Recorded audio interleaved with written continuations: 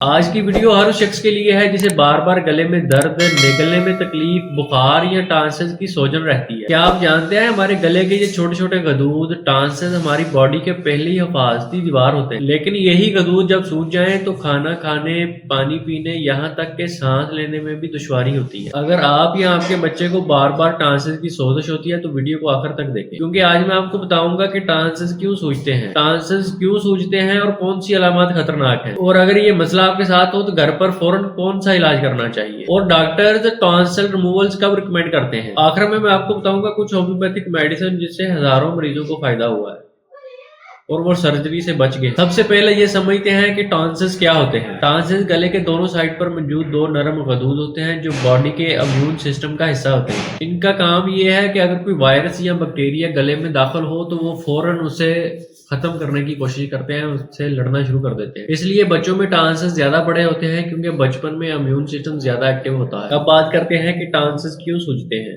ٹانسز کی سوجن کو ٹانسولیٹس کہا جاتا ہے۔ اس کی تین اہم بڑی وجوہات ہیں۔ سب سے اہم اور بڑی وجہ ہے وائرل انفیکشن۔ سب سے عام وجہ جیسے flu virus, اڈینو virus, Reno virus, influenza, یہ زیادہ تر بچوں میں ہوتا ہے، ہلکا بخار ہوتا ہے اور گلے میں جلن ہوتی ہے۔ دوسرے نمبر پر ہے بیکٹیریل انفیکشن، یہ زیادہ خطرناک ہوتا ہے اور تکلیف دہ ہوتا ہے، خاص طور پر اسٹریپ تھراٹ یعنی اسٹریپٹوکوکس بیکٹیریا کی وجہ سے ہونے والا شدید انفیکشن۔ اس میں علامات زیادہ خطرناک ہوتی ہیں، شدید ہوتی ہیں۔ اس میں بخار 102 یا 3 پر ہوتا ہے، گلے میں شدید درد ہوتا ہے، سفید دھبے گلے میں پڑ جاتے ہیں اور سانس بدبودار ہوتا ہے۔ تیسرے نمبر پر ہے کمزور امیونٹی، وہ لوگ جن کا امیون سسٹم کمزور ہو یعنی چھوٹے بچے، موسم بدلنے پر جنہیں فوراً ٹھنڈ لگ جائے، الرجی والے لوگ، دھول مٹی سے جنہیں الرجی ہو، کھٹے اور ٹھنڈے مشروبات کا زیادہ استعمال کرنے والے۔ اب بات کرتے ہیں ٹانسز کی عام علامات کے بارے میں جنہیں سمجھنا بہت ضروری ہے۔ ٹانسز کی وجہ سے گلے میں شدید درد ہوتا ہے، سانس بدبودار ہوتا ہے، بخار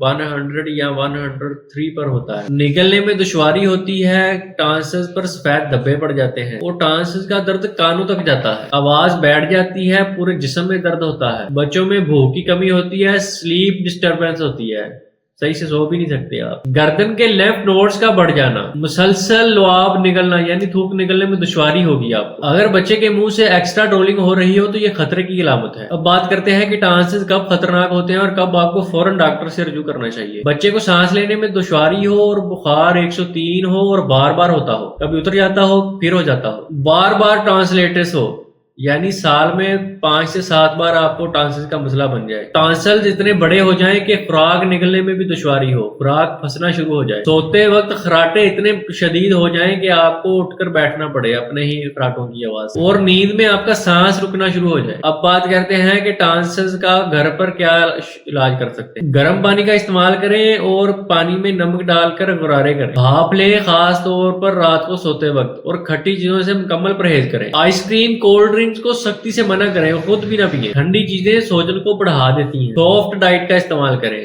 سوپ، کھچڑی، دلیا وغیرہ استعمال کریں۔ ہنی پلس وارم واٹر، 1 چمچ ہنی کو گرم پانی میں حل کر استعمال کریں، دن میں 1 سے 2 بار وہ پانی پیئیں، یہ نیچرل اینٹی بایوٹک ہے۔ سب سے زیادہ اور عام سوال جو والدین پوچھتے ہیں کہ ٹانسز بار بار کیوں ہوتے ہیں، اس کی کئی وجوہات ہیں۔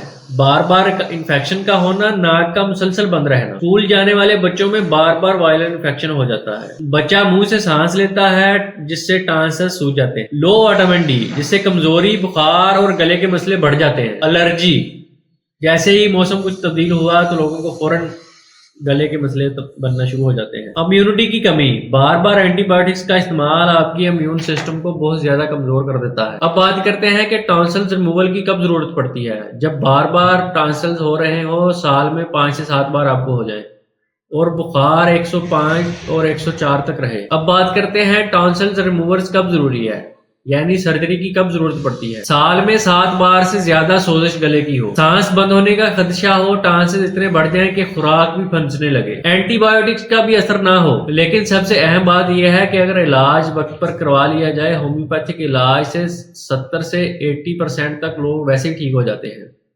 جنہیں سرجری کی ضرورت ہی نہیں رہتی۔ اب بات کرتے ہیں ویڈیو کے سب سے اہم حصے کی یعنی ٹانسلز کی ہومیوپیتھک میڈیسن کون کون سی ہیں۔ سب سے پہلے نمبر پر جو دوا ہے وہ ہے بیلا ڈونا۔ جب اچانک شدید گلے کا درد ہو اور ساتھ فیور بھی ہو، چیکس گرم ہو، گلا سرخ ہو اور ساتھ پلسٹنگ پین ہو تو بیلا ڈونا بہترین دوا ہے۔ دوسرے نمبر پر جو دوا ہے وہ ہے مرک سال 30۔ یا 200. جب گلے میں پیپ ہو، سانس بدبودار ہو، نگلنے میں شدید درد ہو اور تکلیف رات کو بڑھ جائے، ماؤتھ میں ایکسیسو سلائیوا ہو یعنی لعاب زیادہ بنے، تو مرگ سال 30 کا استعمال کریں. تیسرے نمبر پر جو دعا ہے وہ ہے ہیپر سلف 30. جب ٹانسز پر وائٹ سپاٹ ہوں اور ذرا سی ٹھنڈک سے تکلیف بڑھ جائے. 4 نمبر پر جو دعا ہے وہ ہے بریٹا گارب.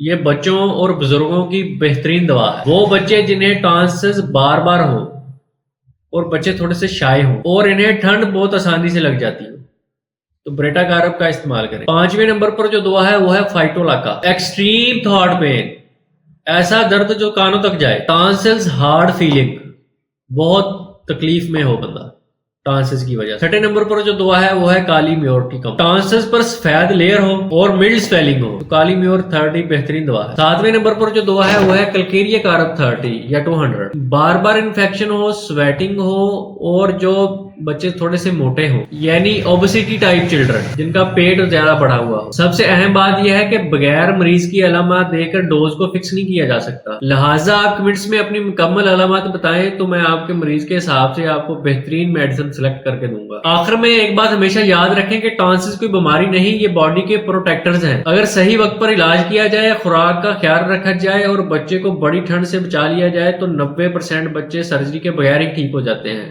میڈیسن کے استعمال سے ہی. میں امید کرتا ہوں آج کی ویڈیو میں آپ کو گلے کے غدود اور ٹانسز کے بارے میں مکمل رہنمائی مل گئی ہوگی. اگر آپ چاہتے ہیں کہ میں آپ کے مریض کی علامات دیکھ کر میڈیسن تجویز کروں تو کمنٹ میں اپنے مریض کی تفصیل لکھ دیں. ویڈیو پسند آئے تو چینل کو سبسکرائب ضرور کریں، اپنے دوستوں کے ساتھ ویڈیو کو شیئر کریں اور ویڈیو کو لائک کرنا مت بھولیں.